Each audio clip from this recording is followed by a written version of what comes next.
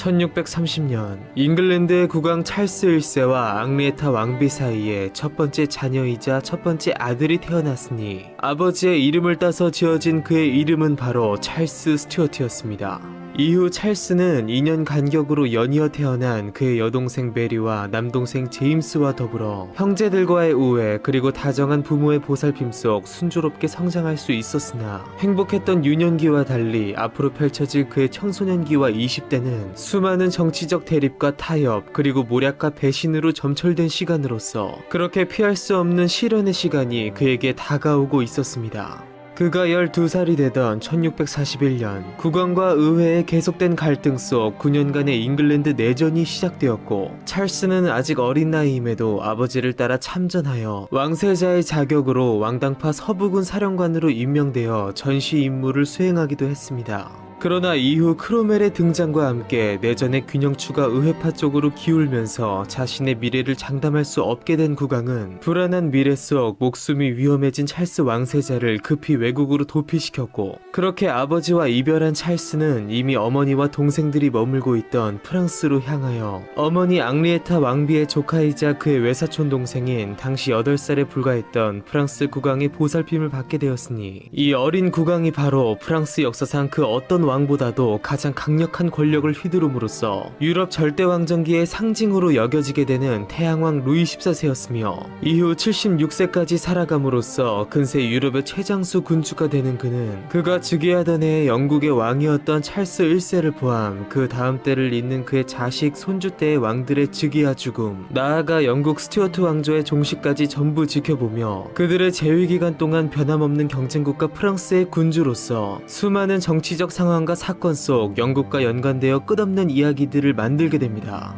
한편 찰스는 이 프랑스에서의 망명기간 동안 그와 마찬가지로 혼란스러운 조국을 떠나 당시 파리에 거주 중이던 한 잉글랜드인 학자를 만나 그의 스승으로 모시게 되었으니 그가 바로 근대 정치 철학의 아버지 토마스 홉스였으며 이후로도 10년 넘게 지속된 망명기간 동안 최초의 사회계약론을 담은 리바이어던을 출간한 홉스는 이 책을 그의 제자이자 조국의 합법적 왕위 계승권자인 찰스에게 헌정하였으나 정작 찰스는 사회계약이라는 개념으로 절대왕권을 옹호한 그의 추론 방식을 탐탁지 않게 여기며 여전히 아버지처럼 왕권 신수설을 자신의 신념으로 여기게 됩니다. 한편 자신의 신변이 확보된 후 조국에 남아있는 부친을 돕기 위해 동분서주하던 찰스였으나 그가 19살 성년이 되던 해인 1649년 그는 결국 부친의 처형 소식을 듣게 되었고 이따른 왕정 폐지와 공화국의 설립 소식을 듣고는 어찌할 수 없는 현실에 깊이 신음하게 됩니다. 한편 스튜어트 왕가의 발상지인 스코틀랜드에서는 잉글랜드 의회파가 자신들의 군주이기도 한 찰스 1세를 멋대로 처형시킨 것을 자국에 대한 모욕행위로 여기며 잉글랜드에 반기를 들었고 찰스 1세의 죽음으로 동군연합 역시 끊어진 만큼 그들만의 새로운 왕으로서 프랑스의 망명에 있던 찰스 왕세자의 즉위를 추진하게 되는데요. 찰스 역시 이에 부응하여 굴욕적으로 최후를 맞은 부친의 명예를 회복하고 자신의 정당한 왕권을 주장하고자 비타협적이었던 부친과 달리 부친의 기도서 보급 정책에 반발했던 스코틀랜드 측의 종교적 타협을 기꺼이 수용하였고 곧바로 그들에 합류하여 대관식을 치르고 스코틀랜드의 독자적인 왕위에 올랐으니 그가 바로 스코틀랜드 스튜어트 왕조의 제11대 왕 찰스 2세였습니다. 이렇게 다시 기승하는 왕당파의 싹을 자르고자 크로멜의 잉글랜드 의회군이 스코틀랜드를 공격함에 따라 제3차 영국 내전이 발발했으나 던바 우스터에서 연달아 대패를 당함에 따라 스코틀랜드 왕당군은 결국 다시 괴멸되었고 겨우 몸을 건진 찰스 2세는 깊은 절망과 함께 다시 유럽 대륙으로 도피하게 됩니다. 그렇게 공화국의 10년 통치기가 열림과 동시에 스코틀랜드의 왕위에서 물러나 새로운 10년의 망명기를 맞이한 찰스 2세는 유럽 대륙을 전전하며 계속 재기를 노렸지만 크로멜의 노련한 외교 수완으로 인해 네덜란드, 스페인은 물론 외가인 프랑스 역시 그에게 냉담하고 소홀했으니 그에게 있어 이 기간은 어디에서도 환영받지 못하는 견디기 버거운 시련의 시간이었습니다. 그렇게 7년이 지나 긴 세월 동안 영국을 호령한 올리버 크로멜이 마침내 사망했고 아들 리처드가 뒤를 이어 호국경에 취임했지만 의회 군대와 마찰을 빚으며 결국 퇴임함에 따라 왕도 호국경도 없는 잉글랜드는 정치적 혼란기에 들어갔고 크로멜의 오랜 금욕주의 통치로 욕구 불만에 시달리던 잉글랜드의 민심은 그의 죽음과 함께 거세게 요동치고 있었는데요. 그렇게 온 나라가 창살 없는 감옥이 된 공화국보다 차라리 왕정이 그립다는 얘기가 나오는 상황에서 쿠데타로 권력을 잡은 군대의 핵심 지휘관들은 4분 오열된 나라를 바로잡기 위해 변화가 절실하다고 판단했고 당시 군 권력의 실세였던 조지 뭉크는 크로멜이 죽은 이상 정통성 없는 공화국은 지속될 수 없고 왕정이 재건되어야 한다고 여기며 그의 신복 에드워드 몬테규를 시켜 당시 네덜란드에 망명 중이던 찰스에게 은밀히 연락을 시도하게 되는데요. 어린 나이에 맞이한 치열한 전쟁 속에서 혼란 속 결국 모두로부터 버림받은 채 부친을 죽인 원수의 득세를 지켜봐야만 했던 찰스 2세. 그러나 그런 그에게 오랜 인고의 시간을 거쳐 끝내 구원의 손길이 다가왔으니 그는 과연 진정한 왕으로서 다시 조국으로 돌아갈 수 있을까요? 당연 복위 제안을 거절할 리 없던 찰스는 단 그에 대한 조건으로서 자신의 복위를 두려워할 인사들을 다분히 의식한 듯 지난 청교도 혁명에 대한 사면과 신앙의 자유 등을 약속한 브레다 선언을 협의했고 이를 의회가 최종적으로 승인하면서 끝내 그의 복위가 결정됩니다. 1660년 5월 25일 고향을 떠난 지 14년 만에 합법적인 군주의 자격으로 도보 해협을 건너 잉글랜드 땅 켄트에 상륙한 찰스는 일종의 대중 이벤트를 보듯 혼란의 시기를 뒤로한 채 안정과 질서를 갈망하며 국왕 만세를 외치는 시민들의 열렬한 환호 속 마침내 런던에 입성하였으니 이렇게 지난 10년간 영국 역사상 유일한 왕이 존재하지 않았던 공위기 크로멜이 꿈꾸었던 공화국 즉 잉글랜드 연방은 폐지되었고 마침내 왕정복구가 이루어졌으며 오래전 이미 스코틀랜드의 왕으로 즉위한 바 있던 그가 이번에는 잉글랜드에서 그의 생애 두 번째 대관식을 치렀으니 그가 바로 새로운 3국의 왕이자 찰스 1세의 뒤를 이은 잉글랜드 스튜어트 왕조의 제3대 왕 찰스 2세였습니다. 그는 즉위 직후 복고 왕정의 어수선한 분위기를 정리할 적임자로 그의 망명 생활을 함께하며 왕정 복고를 위해 헌신해온 에드워드 하이드를 지명해 국정 전반을 맡겼고 자신의 왕좌를 되찾아준 조지 뭉크를 그가 할 수 있는 갖은 포상으로 치하한 것은 물론 그의 귀한 과정을 처음부터 끝까지 안정적으로 이끈 에드워드 몬테규에게 초대 샌드위치 백작의 자귀를 부여했으니 훗날 그의 고손자인 제4대 샌드위치 백작 존 몬테규는 제임스 쿡의 태평양 항해를 지원한 업적과 도박 중독 속 식사를 최대한 간편히 해결하고자 현재 우리가 먹는 샌드위치의 유래를 만들어냄으로써 고조부로부터 비롯된 샌드위치 가문의 이름을 전 세계적으로 널리 알리게 됩니다. 그렇게 새로운 왕이 되어 새로운 시대를 연 찰스 2세였으나 그는 사전에 의회와 협의한 브레다 선언의 내용 중 한 가지 조항을 즉각적으로 어기고 말았으니 그것은 바로 혁명에 대한 용서의 부분이었습니다. 찰스 1세의 처형 12주년을 맞이한 그는 부친의 명예회복은 물론 과거 청산 및 진상규명 없이는 잉글랜드가 미래로 나아갈 수 없다고 판단했고 아버지를 죽인 철천지 원수 올리버 크로멜의 시신을 꺼내 부관 참시를 명령함으로써 시신의 완벽한 방부 처리의 여파로 머리를 30번이나 내리쳐야 하는 수고를 감수하면서도 참수는 물론 그의 몸통을 조각내어 시가지에 걸어놓아 온갖 수치를 당하게 했으며 이것이 국왕의 뜻만은 아니었는 듯 생전 그의 엄격한 통치에 진절머리가 났던 민중들 역시 그의 시신에 침을 뱉고 돌을 던지기도 했습니다. 더불어 그는 크로멜의 추종자들 중 부친의 사형을 주도한 26명에게 반역죄를 들어 줄줄이 교수형을 내렸으며 피해 축제는 거기에서 그친 채 그 외 당과 여론에 휩쓸려 동조했다고 판단되는 이들은 따로 가려내어 사형이 아닌 징역형 등 낮은 수준의 처벌을 내리는 등 실리를 챙기면서도 타협과 포용이라는 대원칙을 유지했고 그는 그렇게 과거 청산 작업을 나름 최대한 간단히 매듭지음으로써 권위를 세우면서도 과거에 심하게 매몰되지 않는 타협과 상생의 국정 운영을 꾀하게 됩니다.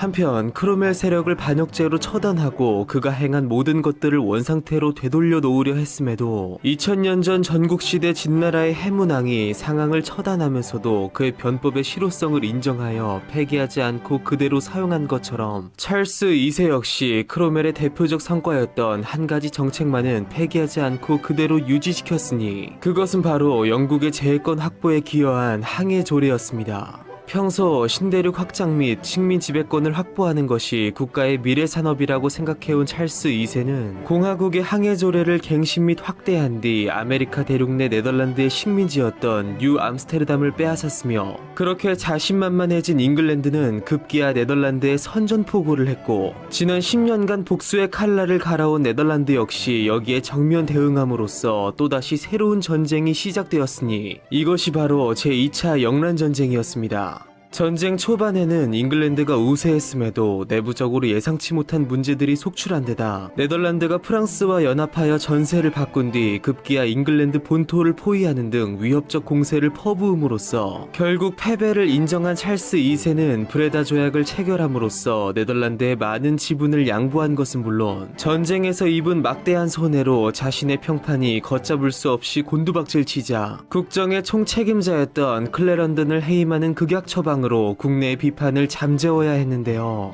무엇보다 네덜란드가 이러한 우세를 가져온 것은 외부적 요인을 포함 매우 뛰어난 인물의 활약이 있었기에 가능했으니 그는 바로 미힐데 로이테르 제독으로서 비슷한 시기 조선의 이순신에 버금가며 그 유명한 호레이쇼 넬슨보다도 높은 평가를 받는 희대의 명제독이었던 그는 전쟁의 막바지에 런던 코앞 템스강 유역까지 함대를 끌고 와 잉글랜드 주력 전함 13척을 불태웠던 매드웨이 기습을 성공시킴으로써 전쟁의 완전한 승리를 이끌어내는 등 네덜란드의 역사는 물론 세계 해전사에 영원히 지워지지 않을 불멸의 이름을 새기게 됩니다. 한편 찰스 2세가 다시 항해 조례를 갱신하던 시점으로 돌아와 잉글랜드에서는 부관 참시된 올리버 크로멜과 척결당한 공화국의 망령들이 분노한 탓인지 로이테르의 활약과 더불어 엎친 데 덮친 격으로 그들을 전쟁에서 결정적으로 패배하게 만들 거대한 국가적 재앙이 닥쳐오고 있었는데요.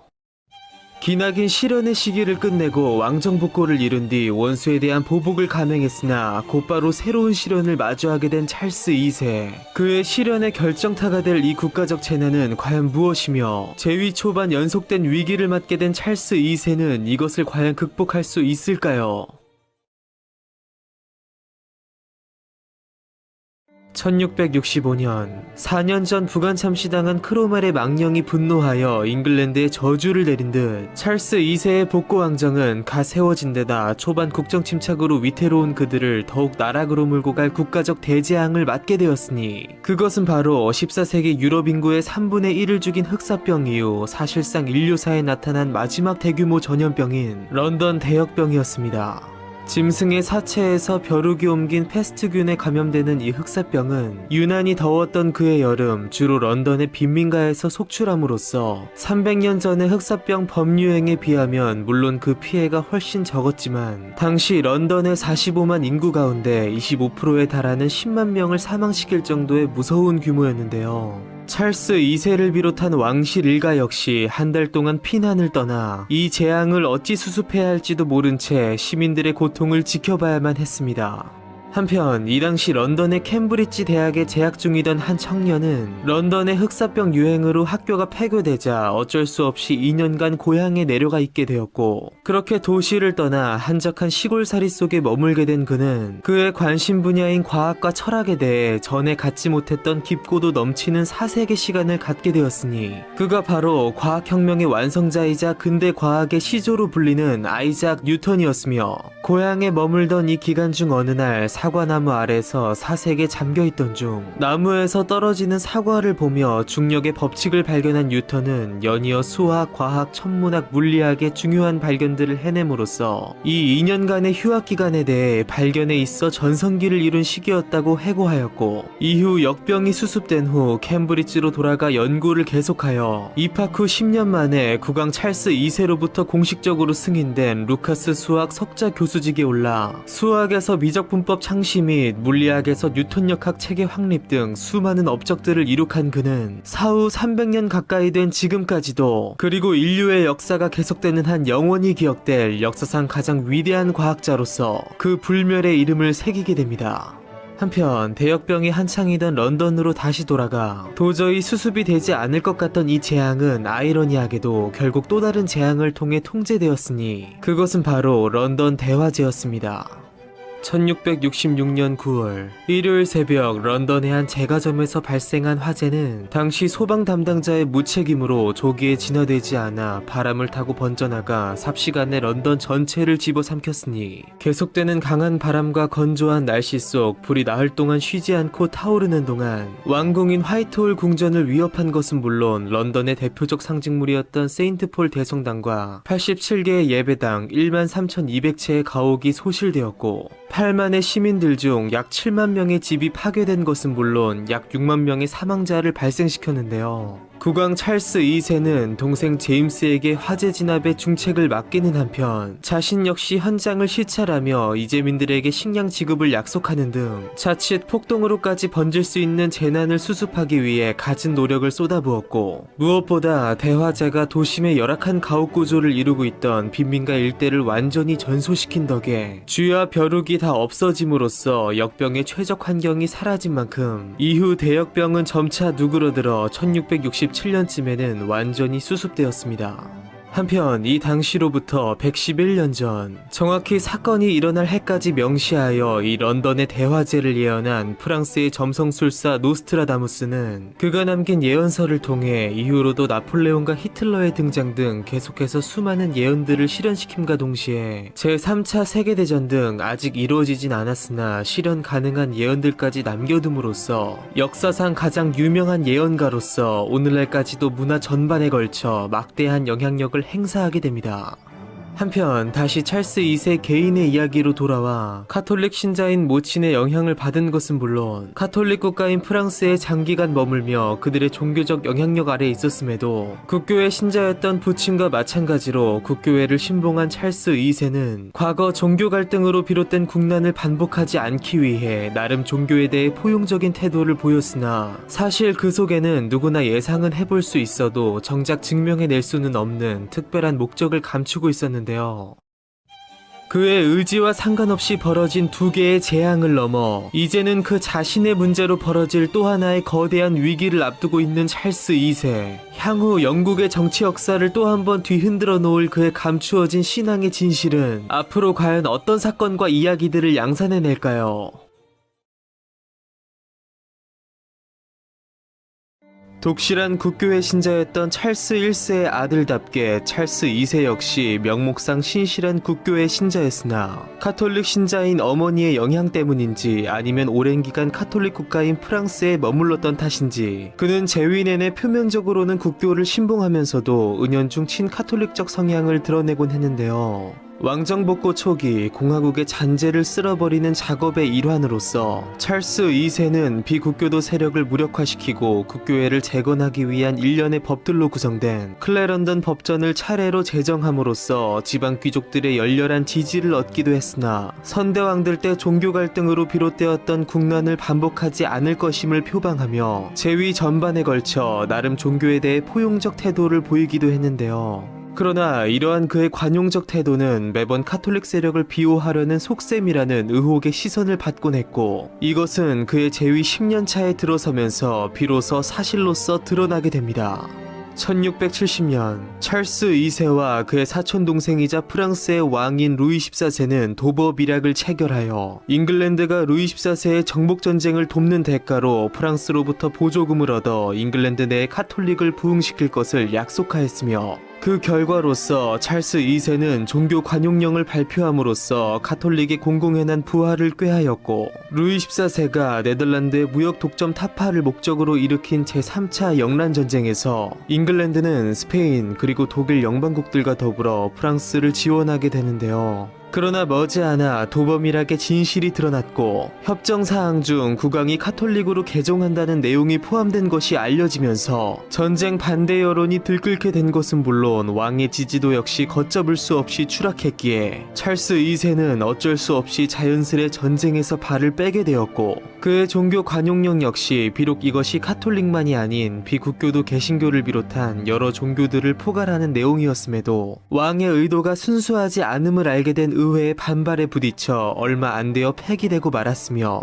이것으로 모자라 확실히 못을 박아야겠다고 생각한 의회는 국가의 공직을 맡는 사람을 오직 국교도에 한할 것을 법으로 규정함으로써 카톨릭교도 및 그 밖의 비국교도들을 일체 공직에서 물러나게 했으니 이것이 바로 이후 150년간 지속되는 심사법이었으며 6년 뒤 이루어진 선거를 통해 의회 정치에 신호탄을 쏜 동시에 법에 의하지 않고는 누구도 체포될 수 없고 국민이 정식 재판을 요구할 권리가 있음을 규정한 법을 추가로 통과시킴으로써 전제 정치의 위험성을 내재한 국왕을 견제했으니 이것이 바로 지금의 구속영장 제도의 시초격인 인신보호법이었습니다. 그렇게 재위 초기부터 닥쳐온 재난과 거듭된 전쟁에서의 실패, 그리고 가장 결정적인 친카톨릭 정책으로 전 국민적 신뢰를 잃은 찰스 2세는 자칫 부친의 선례를 밟을까 노심초사해야 하며 의회를 배척하지 않고 왕실 의회의 협력 체계를 유지하는 한편 그의 신부이자 동생인 요크 공작 제임스를 설득해 그의 친조카 메리를 그의 외조카이자 당시 네덜란드의 총독이었던 빌럼 3세와 뜬금 혼인시키게 되는데요.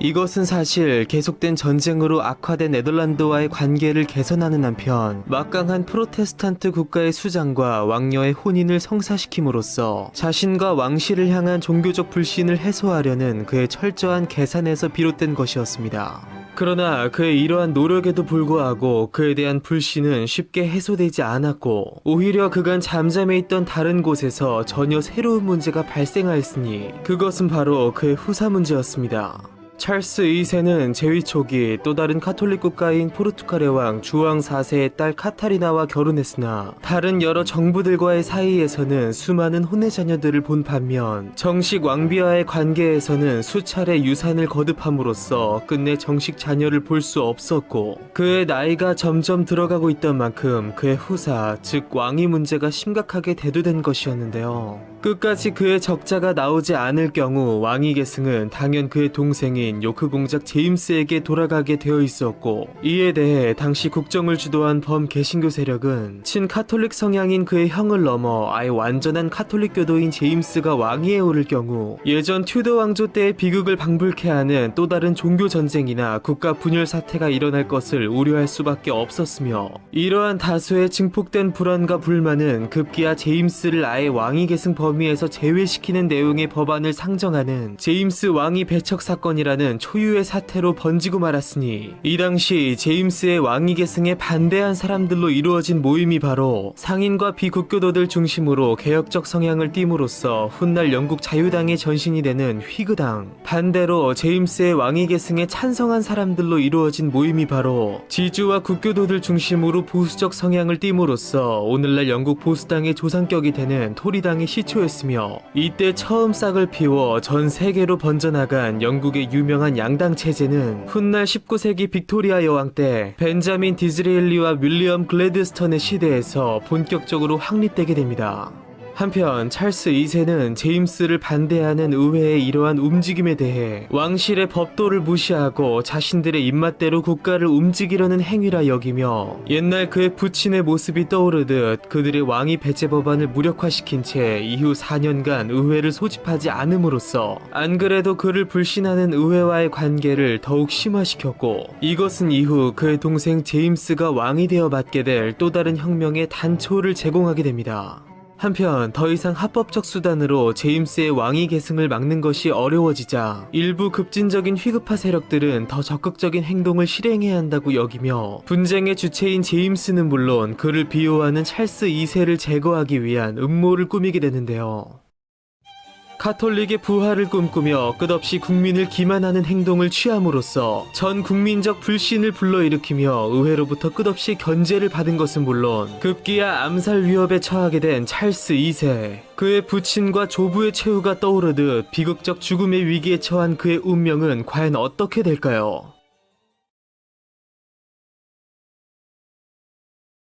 1683년 휘급파 급진 세력들은 하트퍼드셔에 위치한 라이하우스에 모여 국왕 찰스 2세와 그의 동생 요크공 제임스에 대한 암살 모의를 하게 되었는데요. 그러나 모의 직후 가담자 중 한 명이 왕에게 이를 밀고 함에 따라 사건에 연관된 휘급파 지도자와 의원들에 대한 대대적인 검거가 이루어졌고, 당시 사건의 판정을 맡은 조지 제프리 판사는 본 사건이 휘급파를 음해하기 위한 토리파의 조작이라는 소문이 팽배한 속에 충분한 객관적 증거 없이 단지 주목자로 지목된 윌리엄 러셀을 비롯한 법정에선 휘급파 의원들에게 사형 및 징역형을 선고했고, 요크공 제임스를 대신할 차기 왕위 계승자로 지지를 받았던 찰스 2세의 제1서자 몬모스공 제임스 역시 사건에 연루되었다는 혐의로 네덜란드 북부로 추방당했으니, 이것이 바로 찰스 2세의 조부 제임스 1세가 겪은 화약 음모 사건과 더불어 영국 역사의 대표적인 국왕 암살 미수 사건인 라이하우스 사건이었습니다. 그렇게 찰스 2세는 제임스 왕위 배척 사건과 라이하우스 사건이라는 두 개의 거대한 폭풍 속 비록 자신과 동생의 목숨을 구하고 왕으로서의 권위와 입지를 지켰으나 그를 향한 전 국민적 불신이 가라앉지 않고 있고 동시에 가라앉을 수도 없음을 알고 깊은 쓸쓸함을 느꼈는데요. 단 국왕 암살 미수라는 거대한 사건이 일어났고 그것에 대한 철저한 처벌이 이루어진 만큼 이후 그의 사망 시까지 후계를 둘러싼 종교적 불만은 더 이상 표면으로 불거지지 않았고 나라 안팎으로도 비교적 안정적인 기간이 이어졌습니다. 그렇게 2년 후인 1685년 갑자기 발작을 일으키며 쓰러진 찰스 2세는 자신의 심신이 완전히 지쳐버렸음을 느꼈고 34년 전 의회군에게 쫓기던 그를 구해주었던 존 허드스턴 신부를 불러 고해성사를 마침으로써 자신이 이제껏 카톨릭 신앙을 몰래 유지해왔음을 드러낸 뒤 스코틀랜드에 처음 왕위에 오른 지 36년, 잉글랜드에 왕위에 오른 지 25년 만에 54세의 나이로 결국 사망하게 됩니다. 그렇게 찰스 2세가 사망하자 그의 임종을 지킨 그의 동생 요크공 제임스가 뒤를 이어 왕위에 오르니 그가 바로 잉글랜드 스튜어트 왕조의 제4대 왕 제임스 2세였습니다. 전통적인 스튜어트가의 군주들답게 유약함과 섬세함이 내재된 그의 부친과 조부의 외모와 달리 친가보다 외가인 부르본가의 특질이 우세하게 나타나는 찰스 2세의 이목구비는 스튜어트 가문에서 좀처럼 보기 힘든 관능미를 풍기는 것이 특징인데요. 그의 이러한 특질은 외모뿐 아니라 그의 가치관에서도 두드러지게 나타나니 그는 원칙주의자로서 절제된 삶을 추구했던 조부 제임스 1세 그리고 부친 찰스 1세와 달리 현실에서만 누릴 수 있는 개인적인 쾌락을 쫓으며 유쾌하고 생동적인 삶을 추구했는데요. 그러나 이것은 단지 애들러 우아하게 표현해본 것일 뿐 그것은 사실 방종, 즉 방탕함이었습니다. 영국 역사에서도 손꼽히는 호색한으로 알려진 찰스 2세는 왕비 카타리나와 좋은 관계를 유지했음에도 관례상 한두 명 정도의 공식 애첩을 두던 이전 왕들에 비해 한 번에 수많은 정부들을 두고 그들과 공공연하게 연애를 만끽하는 등 대단한 능력을 선보였고 왕비와의 관계에서는 유산을 거듭하며 끝내 정식 후사를 보지 못한 반면 루시 월터, 바바라 팔머, 넬 퀸 등 수많은 정부들과의 관계에서는 수십 명의 혼외 자식들을 둠으로써 진정한 국민의 아버지라는 평가를 받았는데요. 이들 중 대표적인 인물이 바바라 팔머와의 관계에서 낳은 그래프턴 공작 헨리 피츠로이인데 그의 후손이 바로 그 유명한 다이애나 스펜서로서 찰스 3세를 꿈꾸는 현 영국의 왕세자와의 결혼과 더불어 윌리엄 왕세손까지 낳은 그녀는 평생 희 비극이 교차된 극적인 삶을 살아감으로써 영국은 물론 세계인의 머릿속에 특별한 기억을 남기게 됩니다. 한편 찰스 2세가 이처럼 수많은 정부와의 관계를 즐기는 동안 그의 왕비 카타리나는 왕비로서 본연의 임무에 충실하며 대항해 시대의 선구자로서 귀족들 사이에서 당시 사치품이었던 차문화가 보편화되어 있던 포르투갈의 공주 출신답게 후발주자였던 영국에 차 마시는 문화를 최초로 도입시켰고 이처럼 점차 부강해지는 국력만큼이나 티타임이라는 말을 만들어낼 정도로 차에 익숙해지고 나아가 적극적으로 즐기게 된 영국은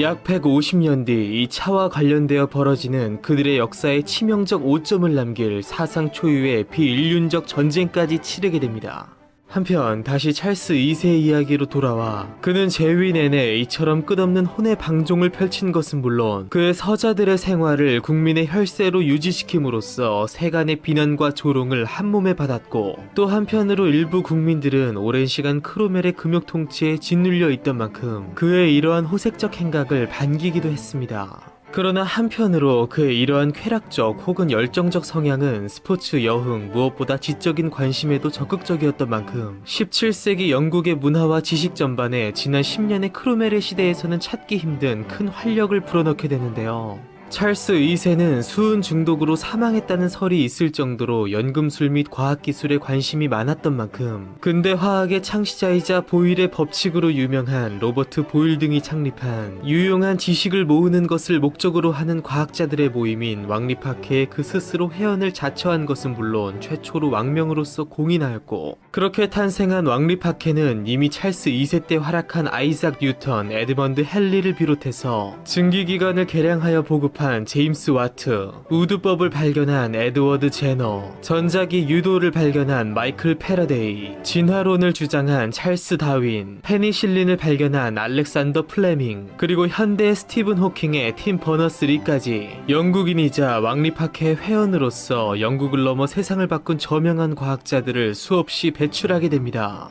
또한 평소 영국이 세계적 대국이 되기 위해서는 천문에 대한 우위를 선점해야 함을 강조했던 찰스 2세는 천문 항해술 연구를 위해 특별히 천문대를 건립할 것을 지시했고 그의 즉위 15년 차인 1675년 그의 지시에 따라 런던 동남부 그리니치시에 한 천문대가 완공되었으니 이 천문대의 이름은 바로 그리니치 천문대로서 찰스 2세는 그리니치 천문대장을 왕실 천문관으로 격상시켜 예우할 정도로 깊은 애정을 쏟았는데요. 이후 약 200년 뒤 나라별로 경이도가 달라 생기는 불편함을 해소하고자 열린 만국 지도회의는 일찍이 자우선에 대한 연구를 해온 그리니치 천문대의 성과를 인정해 천문대가 있는 자리를 시간의 기준으로 정하는 데 합의했으니 이렇게 탄생한 세계 시간의 기준인 국제표준시는 그리니치 표준시로도 불리며 현재 우리의 일상 속 세계의 시간을 파악하는 절대적 기준으로서 중요하게 사용되고 있습니다. 처형당한 절대군주의 아들로 태어나 비극적 내전과 기나긴 망명생활을 겪은 뒤 끝내 원수를 몰아내고 또다시 제왕의 자리에 올라 죽는 순간까지 품위와 자존심을 지키되 수용과 타협을 두려워하지 않았던 왕의 낭만적 이야기는 바로 이렇게 끝을 맺으며 이제 이야기는 그의 동생 제임스 2세에게로 이어집니다.